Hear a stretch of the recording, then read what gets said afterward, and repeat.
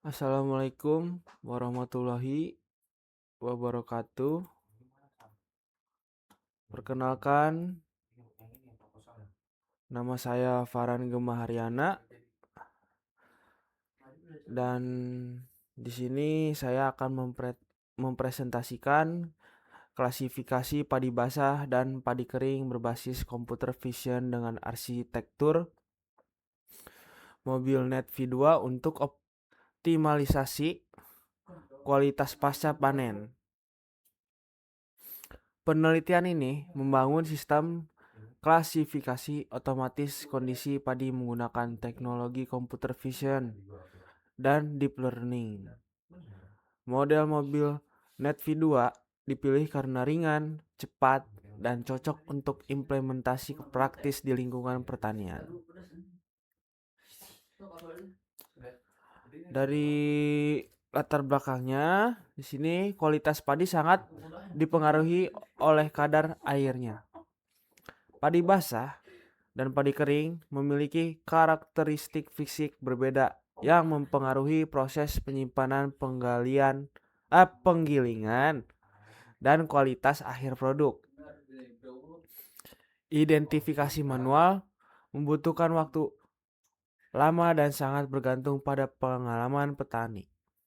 Nah, di sini ada permasalahan utamanya, identifikasi kondisi pada secara manual tidak konsisten, memakan waktu, dan rentan terhadap kesalahan subjektif. Nah, ada peluang solusinya.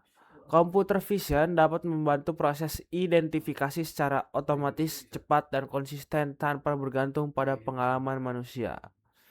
Nah, di situ juga ada relevansi teknologi. Deep learning dengan arsitektur ringan seperti mobil Net V2 memungkinkan implementasi sistem cerdas di lingkungan pertanian. Tujuan penelitian. Fokus utama penelitian ini adalah menghasilkan model klasifikasi yang mampu membedakan dua kondisi padi menggunakan citra digital dengan pendekatan deep learning yang efisien dan terukur. Membangun model klasifikasi, mengembangkan sistem klasifikasi citra padi basah dan padi kering menggunakan pendekatan computer vision berbasis deep learning.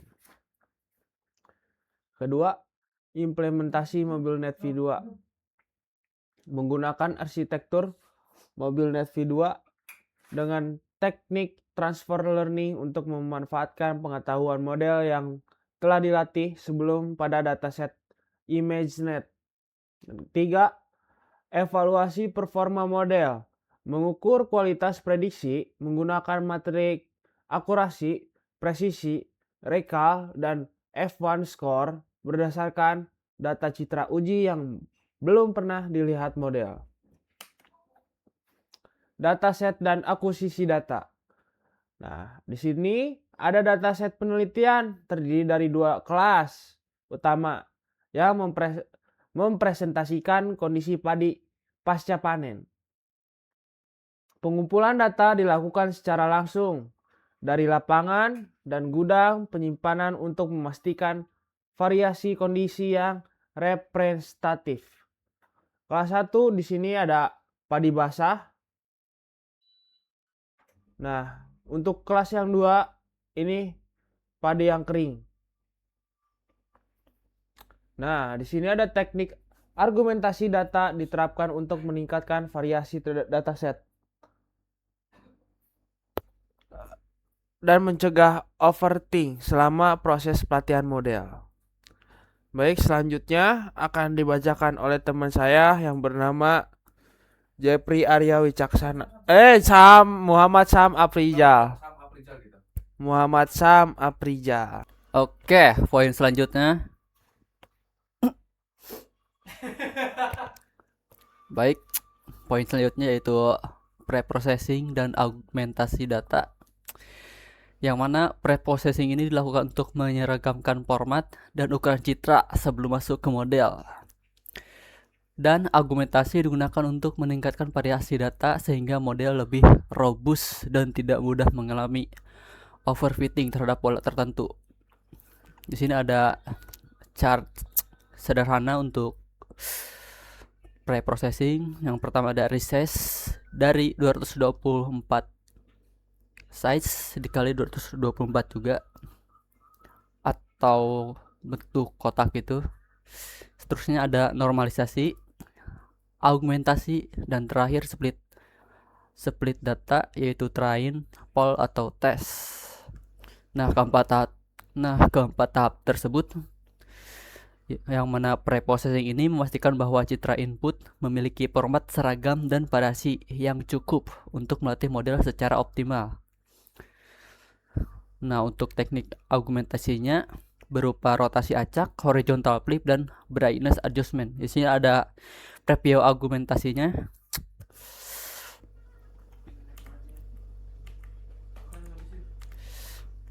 Poin selanjutnya yaitu arsitektur mobil ViNet 2.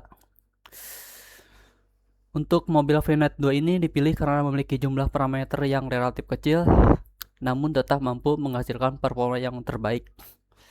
Arsitektur ini menggunakan inverted residual blocks dan depth-wise separable compositional yang efisien secara komputasi. Transfer learning digunakan untuk memanfaatkan pengetahuan model yang telah dilatih sebelumnya pada dataset ImageNet. Di sini ada 4 tahap, yaitu pertama ada input seperti tadi, gambar menjadi kotak atau 224 kali 224 sebagai masukan. Yang seterusnya backbone, yaitu mobil ViNet 2 pralatih untuk ekstraksi fitur. Yang ketiga ada fooling, yang mana global average fooling merangkum fitur spasial. Yang terakhir ada dense, yaitu lapisan padat plus dropout untuk regularisasi. Alur pemrosesan ini dimulai dari citra input yang diekstrak fiturnya oleh backbone mobile net V2, kemudian diproses melalui lapisan pooling dan dense untuk menghasilkan prediksi kelas akhir. Itu kesimpulannya, menjadi ringan dan cepat, arsitektur efisien dengan parameter minimal ideal untuk deployment di perangkat terbatas. Seterusnya ada transfer learning, memanfaatkan bobot pre-trainer dari ImageNet untuk mempercepat konvergensi pelatihan. Yang terakhir ada klasifikasi biner output layer dengan aktivasi sigmoid untuk 2 kelas, yaitu padi basah dan padi kering. Udah berapa slide sih? Baru 3. Emang udah 3 sih? 1, 2, 3. Alright. Nah, terus tahap berikutnya yaitu proses training dan validasi. Untuk pembagian datasetnya ada 80% training, data untuk proses pembelajaran model, 10% untuk validasi, dan 10% lainnya untuk testing. Nah, untuk konfigurasi pelatihannya, yang pertama adalah optimizer, misalnya Adam sampai adaptive learning rate. Yang kedua ada early stopping, mencegah overfitting dengan menghentikan pelatihan saat validasi tidak membaik. Yang ketiga ada loss function, yaitu binary cross entropy. Yang terakhir ada metric akurasi precision recall atau F1 score. Berikut ada grafiknya di bawah kanan. Oke, untuk bagian saya cukup segitu. Poin selanjutnya akan dilanjutkan oleh rekan saya. Terima kasih. Oke, baik. Kalau begitu, saya akan melanjutkan dari teman saya, dari Sam Aprizal. Saya di sini akan melanjutkan presentasinya. Oke, proses training dan validasi. Ini adalah pembagian dataset, 80% training, data untuk proses pembelajaran model, 10% validasi, monitoring performa selama pelatihan, 10% testing, evaluasi akhir pada data baru. Lalu konfigurasi pelatihan, optimizer, Adam, adaptive learning rate. Early stopping, mencegah overfitting dengan menghentikan pelatihan saat validasi tidak membaik. Loss function, binary close entropy, matrix akurasi, precision, recall, event score. Nah, ini adalah perkembangan akurasi modelnya. Nah, ini kita akan buka. Nah, inilah processing modelnya. Ini argumentation yang tadi. Dan kita akan melihat hasilnya yang tadi yang sudah muncul. Ini adalah perkembangan akurasi modelnya yang sudah kita testing selama sekitar 10 menit lebih. Lalu kita akan lanjut lagi.